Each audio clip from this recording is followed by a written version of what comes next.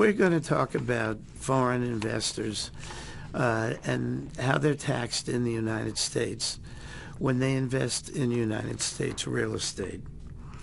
This is a complex subject, and I found the best way to deal with a complex subject is actually comes from Shakespeare, and that is to tell you what I'm going to try and tell you. Then I'm going to tell you what I'm going to tell you. And then I'm going to tell you that I've told it to you. I think the best way to tell you what I'm going to tell you is with a comprehensive outline. What are we after? We're looking at tax laws.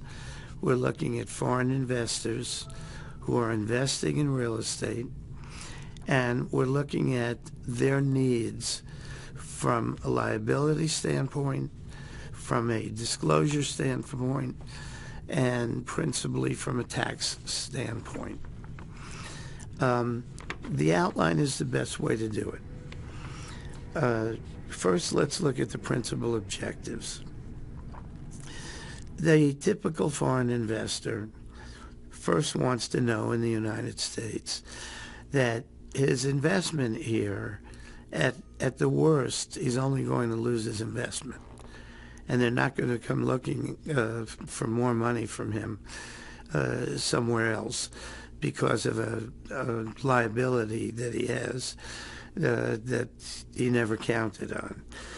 So the primary objective is really a foreign investor's limited liability, personal, and his asset, what he's investing in.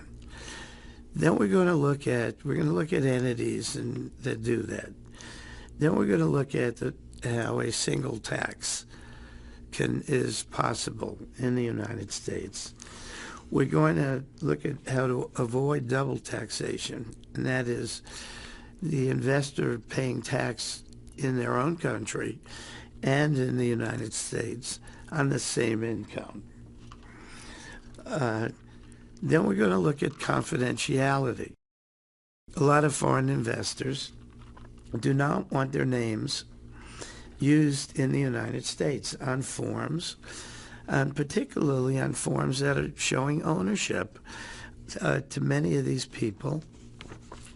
These are forms that are forms to determine wealth and possibly put them in harm's way of kidnapping in their own country. So this is important to them that they have limited liability and limited personal exposure. We're going to look at the entities that accomplish that. Then we're going to look at the actual tax planning entities. And the foreign investor definitely has benefits that the United States investor, standing in the same shoes as the foreign investor, has. And that's because America wants to attract foreign investment in U.S. real estate. They've made it complex, and that's hopefully what we'll learn something about here. But the potential for foreign investors in the following areas that are only few of which are available to American taxpayers are the potential to actually eliminate U.S. tax of real estate income tax and gains under unusual circumstances. The potential to eliminate any U.S. death taxes. There's a U.S. tax on one's wealth in U.S. real estate that could be as high as 40% on all of the value of one's real estate in the United States. That's a tax that doesn't really have to be dealt with the right entities. We're going to talk about eliminating a U.S.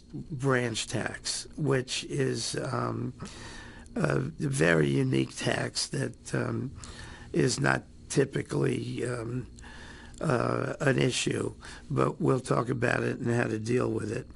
And it deals with leaving foreign corporations making too much profit here and leaving it as cash instead of investing it back into United States investments. We'll deal with how to structure an investment to pay only a single tax, how to structure an investment to pay taxes in the future on gains that are made in the present, and how to reduce tax rates. Those are all of our objectives. To get there, we're going to look at some basics. We're going to look at U.S. tax rates, how the U.S. taxes foreign investors, and we're going to define who are foreign investors and who become residents and might be taxable on their worldwide income. And once we've defined them, we're going to look at all of the different entity forms that are available for a foreign investor to invest in the United States. And we're going to look at the pluses and minuses of those entities.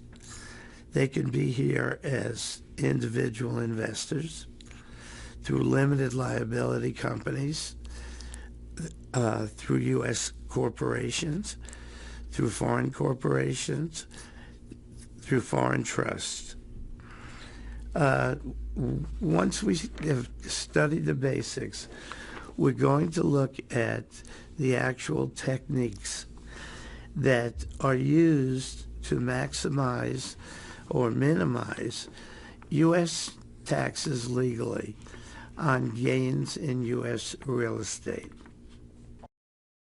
We're now ready to look at the tax planning techniques, knowing that foreign investors can be subject to several different kinds of taxes, and also knowing that they have advantages. The tax planning techniques are the following. We deal with how to avoid a double tax. Foreign investors in U.S. real estate, if they do things the right way, they can pay a single tax on the income that they're earning in the United States and a single tax on their gain when they sell that property. At the same time, if they haven't planned things properly, they could pay a corporation tax on everything they earn in U.S. real property, and then pay a dividend tax in addition to the corporation tax, and reduce their income by more than 50 or 60% between those two taxes. And there are statutory ways of avoiding these punitive taxes and paying only a single tax. And we're going to look at that. We're going to look at owning companies and then liquidating those companies after you've sold the real estate. We're going to look at techniques for completely eliminating U.S. death taxes. In other words, a father or mother or uncle or whoever can pass a form of U.S. property to a different generation without paying any kind of tax if that property is owned in the right form. At the same time, that property could be owned in the wrong form, and a foreigner can die owning major holdings of U.S. property, real property, and be turning over 40% of that in taxes to the United States as estate taxes. So it's very important to deal with U.S. estate and gift taxes. We're going to look at other entities that are unique. Certain people can take advantage of foreign trusts in the United States, depending on their individual needs. We're going to look at partnerships, if there's multiple investors, and how to spread the tax burden at lower tax rates. We're going to see how to avoid double taxes. We're also going to look at tax-free income, which is a little bit complicated, but highly, highly important tax planning tool for groups of foreign investors. And we're going to finish up by taking a look at U.S. tax treaties, which apply to many, many foreign countries, and will take all of these general principles that we've discussed and often make them a little bit better, depending upon the nature of the treaty.